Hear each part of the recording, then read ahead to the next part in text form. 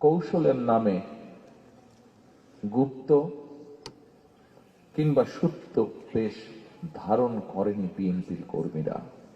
উনি যখন বাংলার মাটিতে রাজনীতি করব না এই মুচলেকা দিয়ে লন্ডনে পালিয়ে গিয়েছিলেন, আমরা ওনাকে গুপ্ত বলি নাই। উনি যখন লন্ডনের মাটিতে বসে ভিডিও কলে রাজনীতি করেছেন লুকিয়ে থেকে, ওনাকে আমরা গুপ্ত বলি নাই।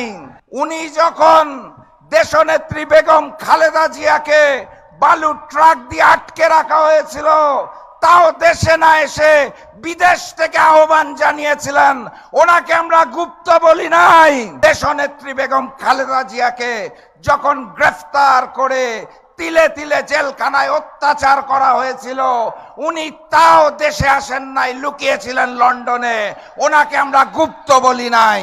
16 মাস সময় লাগলো ওনার দেশের মাটিতে পা দিতে। উনি লন্ডনে বসে বললেন দেশে আসার সিদ্ধান্ত নাকি ওনার একার না, কার কার সিদ্ধান্তে উনি চলেন, কোথায় কোথায় মুচলেকা দিয়ে নিজ মাতৃভূমিতে নামতে হয় সেটাও উনি পরিষ্কার করেন নাই।